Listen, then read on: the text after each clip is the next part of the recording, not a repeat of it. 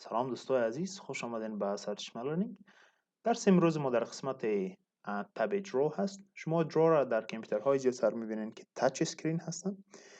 در یک کامپیوتر دسکتاپ که تچ اسکرین نیست با امکان زیاد شما نمیتونین تب درو را ببینین. درس را میبینیم از قسمت اینک ریپلی شروع میکنیم. اینک ریپلی چی کار آمد داره؟ وقتی که شما یک پن را از یک قسمت انتخاب کردین و یک چیز را ترسیم میکنین در روی اسکرین، پس اگه بیاین بالای قسمت درو، بالای اینک ریپلی کلیک کنین، همون چیزی را که شما درو کردین یا ترسیم کردین به شکل یک ریپلی ویدیو مانند برای شما دوباره پلی میکنه. در این قسمت داریم اینک تو ماث. اگر ما بالای اینک تو ماث کلیک بکنم، چیزی را میتونین شما در این قسمت نوشته بکنین یا فرمول ریاضی را میتونین نوشته بکنین و او را تبدیل میکنه به شکل تکست. شما میتونین او را انسرت بکنین در روی صفحه ایکسلتون. قسمت داریم اینک تو شیپ.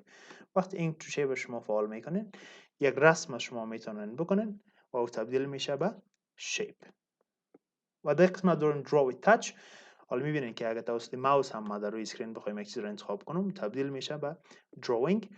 بخوایم که این ماوس حالت نرمال خود برگرده، پس این غیر فعال میکنم. حالا میبینین که خود ماوس یا پوینتر به حالت نرمال است و چیز رو ترسیم نمیکنه.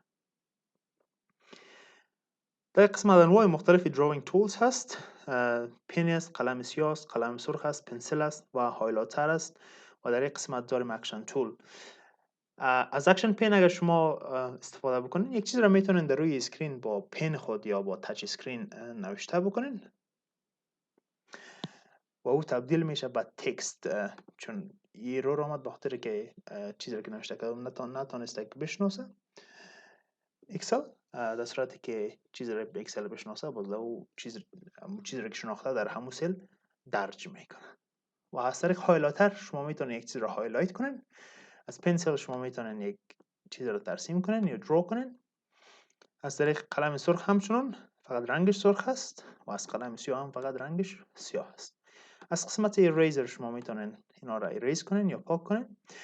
یک قسمت سلکت هست.